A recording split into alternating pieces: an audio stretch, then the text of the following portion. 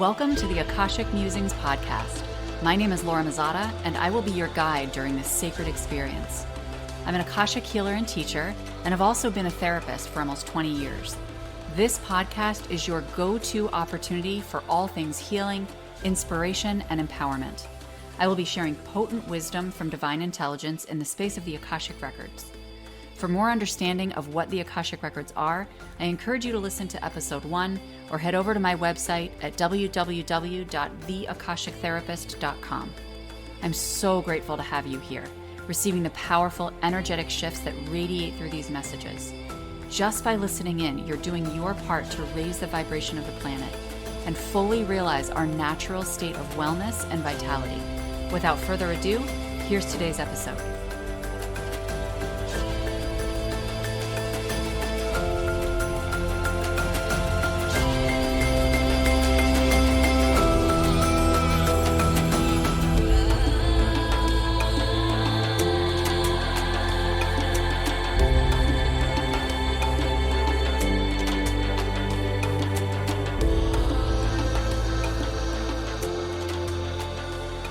Welcome back to the Akashic Musings podcast and part 2 of the term mental health no longer resonates. Today we're going to be talking about how to truly see yourself.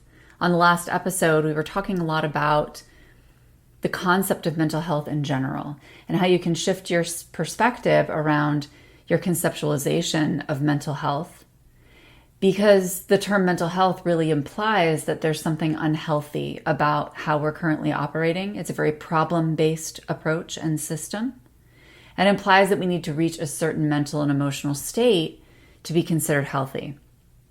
So today we're going to talk about, well, how do we operate at our highest and best in each moment? It's a practice, it's a process, and it definitely takes a level of commitment and devotion to yourself. But really, we want to shift this concept of bettering our mental health to self-acceptance.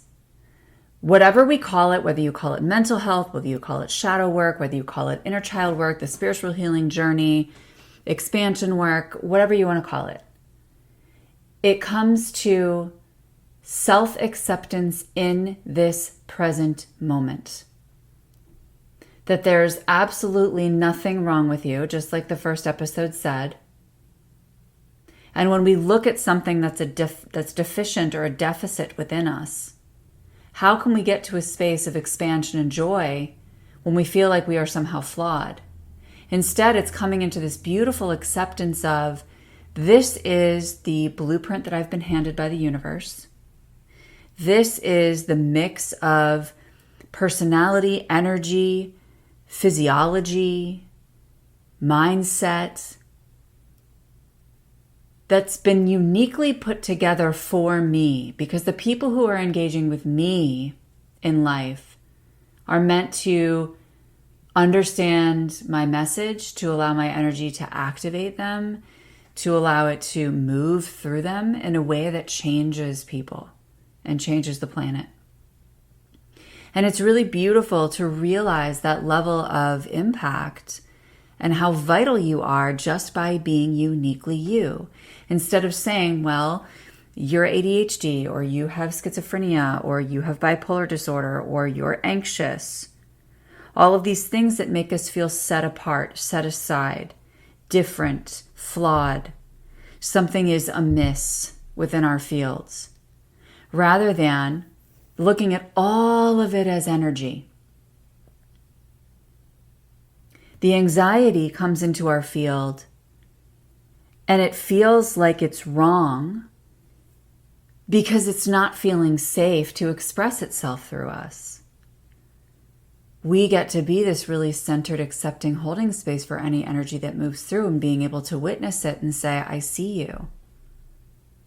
Thank you for being here. And let it go in its own way. Energy is always moving. We know this from the basic physics. Atoms and molecules are always vibrating. They make up absolutely everything that exists on this planet. So we know that unless we capture this emotion within us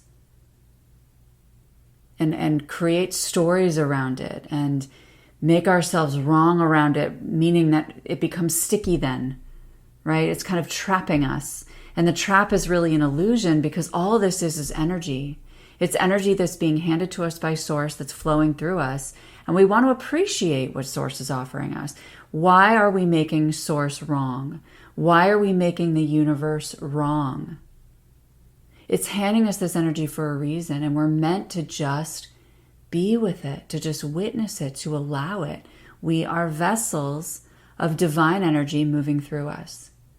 So the best thing we can do to actualize our highest and best is to intimately understand our unique energy, our unique blueprint. And one of the things I think I talked about in episode 1 was internal family systems therapy. And if I didn't, then I'm talking about it now. One of the most effective approaches in the therapy world. But this is really talking about all of the different parts that make up our minds. We're still just looking at the psychology of things there, though, and we really want to get deeper than that. We want to look at energy and spirit and our whole being. People in the spiritual world are already doing this parts work. And this is one of the ways that they connect to and understand their unique energy. So in the spiritual world, we do parts work around working with the inner child, the ego, the womb, the heart space, the chakra system. All of these are parts of us that we're attending to and that we're understanding. So connecting with your chakras is certainly one way to start to learn about how they work together, how they communicate with one another, where there may be tension between them, so that you can offer more space and witnessing of what's going on within you. And don't get me wrong, many of us need somebody to hold our hand and hold space for us while we explore our inner world. And that's why we have spiritual communities. That's why we have groups and programs and coaches and healers and sometimes therapists as well, as we excavate this within ourselves. But that's really all it is just this other person or this community holding space for you to recognize what's coming up within you and allowing your human to co-regulate, because we all need co-regulation. That's part of being on this planet, so that our nervous system feels safe enough to let this energy flow through. So parts work is a beautiful thing to explore, to understand your energy. And the other thing that's been helpful for me, other than the Akashic records, of course, is human design, just because that is something that's more, it can feel more tangible.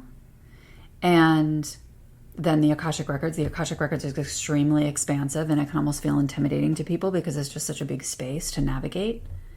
So human design really allows you to bring forward the energy at your time of birth, at your birth location, and identify how does your exact energy interact with the world, interact within you, interact in light of what you're meant to do here on this planet.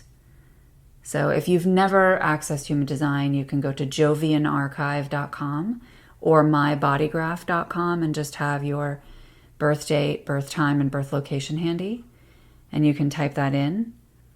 And if you want me to give you some feedback on it, just shoot me a message and we can schedule a quick session. But it's really cool to be able to, you're going to be very confused once you first look at your chart and say, what the hell does all of this mean? It's definitely an undertaking to learn about human design. But it's actually pretty simple at the end of the day. It's learning, how does my energy work? What drives me? How do I listen to my passion? How do I listen to my intuition? What does that look like? And where is that really meant to guide me and direct me? So when we talk about seeing yourself, we talk about being able to compassionately witness all of these parts of you that are coming forward. Understand intimately, how does my energy respond to this and this? How am I meant to interact with other people? How am I meant to serve on this planet?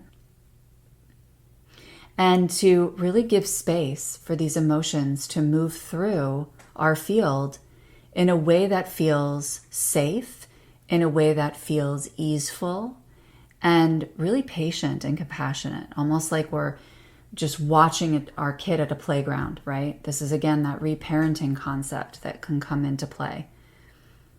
I'm watching my child go through a number of emotions playing on the playground.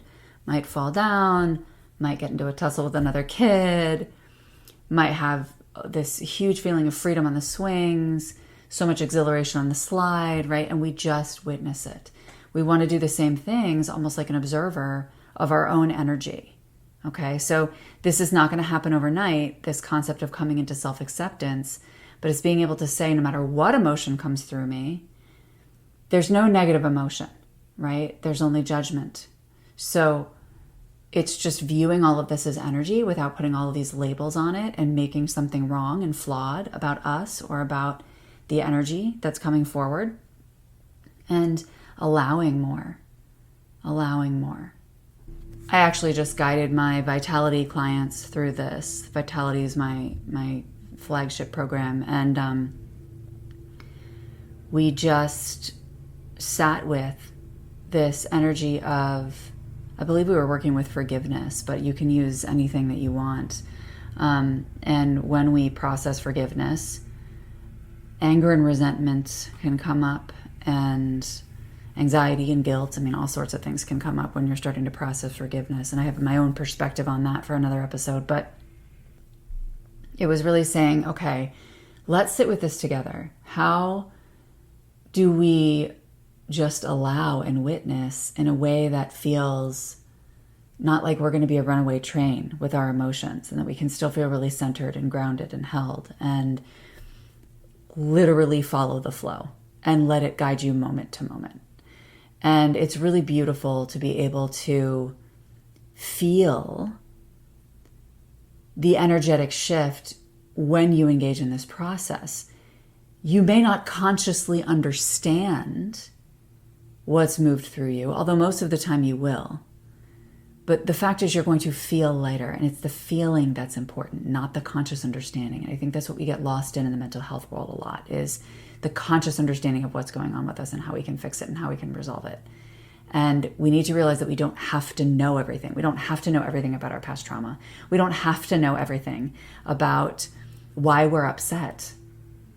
I've taken I am certified in so many different trauma modalities from the therapy world, I can't even tell you.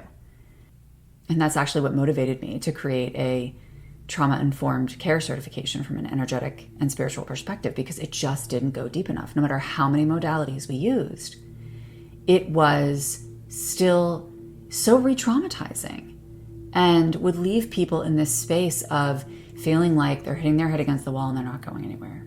So I'm getting off track, but the point is here that we want to get really, really uniquely attentive to our energy and patient and compassionate with ourselves as we allow it to move through and stop assigning meaning and understanding, knowing that that will come in time if we are meant to receive it. So thank you so much for listening in, and I will see you on part 3 of this podcast series on mental health. Have a great day.